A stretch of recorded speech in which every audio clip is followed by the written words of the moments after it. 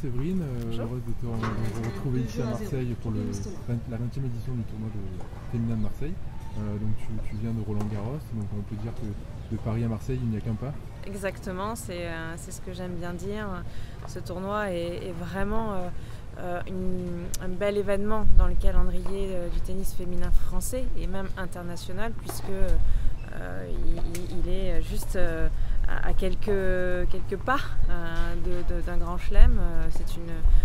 On va entamer la deuxième semaine de Roland-Garros et toutes les filles qui étaient en train de jouer la semaine dernière à Roland et qui malheureusement ont perdu vont peut-être se retrouver sur les terrains de Marseille cette semaine. D'accord. Donc tu as eu plus de 10 ans de carrière, même plus, on peut dire 13 ou 14 je crois. Ouais. Comment as-tu vécu cette après-carrière?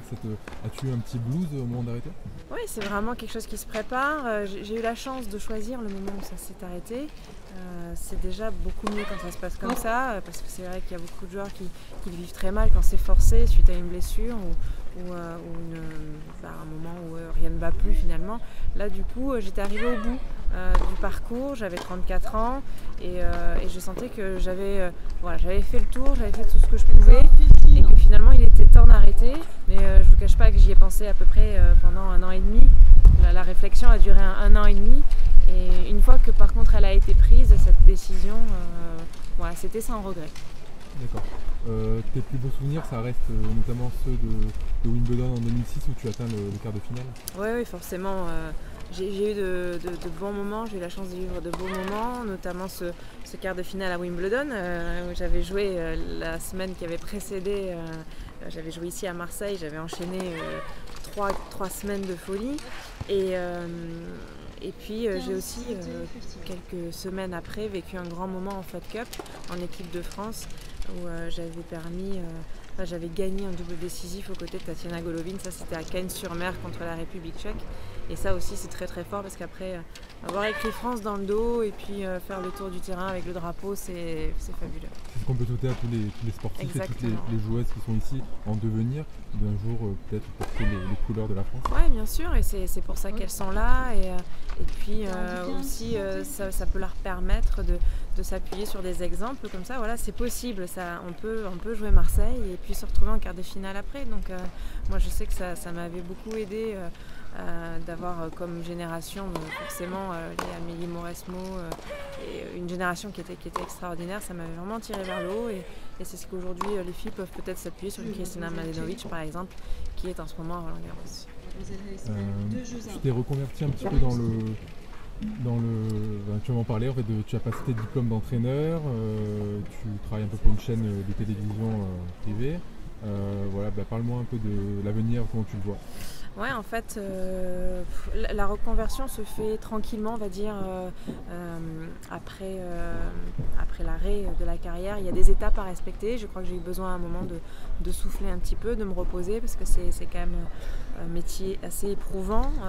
C'est à peu près 15 ans de carrière, donc un tour du monde par an. Au bout d'un moment, on a envie de se poser un peu et de respirer. Et en fait, tout s'est fait naturellement ensuite, comme un peu ma présence ici dans l'organisation de tournois, faire le lien entre les joueuses et l'organisation, en connaissant exactement les besoins des joueuses, les attentes d'un tournoi. Ça va dans la logique de ce que peut faire une ancienne joueuse après sa carrière. Également un peu de commentaires, j'aime beaucoup cette partie-là, la partie derrière l'écran, vraiment dans l'analyse pure du jeu, où forcément on a des choses à dire. On est complémentaire avec le journaliste qui a lui son regard de journaliste pur et puis nous le regard un peu plus dans le détail de ce qui peut-être se passe dans la tête du joueur que l'on a vécu, et donc ça c'est vraiment un plus. Et puis du coaching, oui, parce qu'on a des choses à transmettre forcément, chacun à sa manière et j'ai peut-être moi de par mon parcours aussi des choses à apporter. Dans un futur plus ou moins proche, on va dire, sans rentrer dans les détails. Voilà.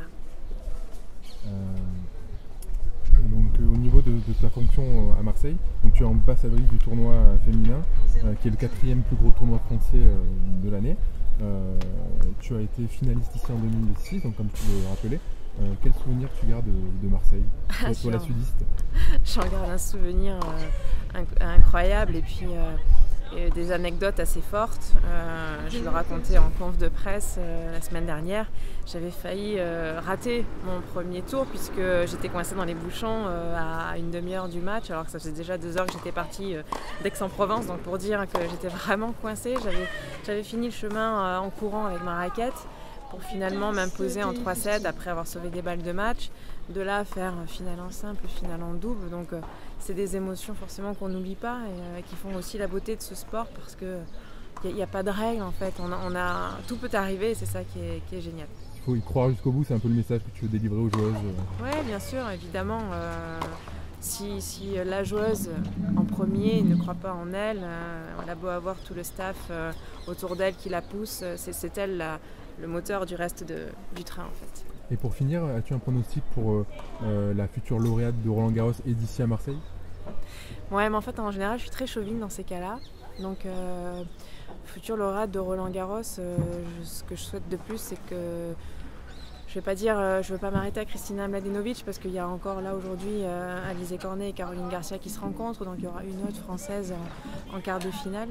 Mais une de ces trois-là, ça serait génial. Évidemment, la mieux placée aujourd'hui, celle qui a démontré peut-être le plus de qualité pour y arriver, oui, c'est Kristina avec cette passion et cette force qu'elle démontre au quotidien, pas seulement ici cette semaine, mais déjà depuis le début de l'année. Donc oui, peut-être une petite préférence pour Kristina Mladenovic, mais qui suit de très très près d'Alizé Cornet et Caroline Garcia. Et puis ici, il y a beaucoup de pépites, hein. Il y a des joueuses que l'on ne connaît pas forcément, mais qui jouent très bien. On voit déjà dans les qualifs, j'entendais dire ça tape fort. Oui, ça tape fort, les filles, ça peut aussi jouer très vite. Donc il y a beaucoup de Françaises cette semaine. Difficile de donner un pronostic. Il y a même une ancienne 30e mondiale, puisque Bulguero était blessée, elle revient. Ça va être un tournoi assez disputé, je pense. Et on a une plus ou moins locale, hein, puisque c'est une fille du Sud, c'est Virginie Razzano qui était 14e mondiale, pareil, hein, avec un parcours incroyable. Donc voilà, dur de se décider, mais si c'était une Française, ça serait parfait. Ok, je te remercie. Merci à toi.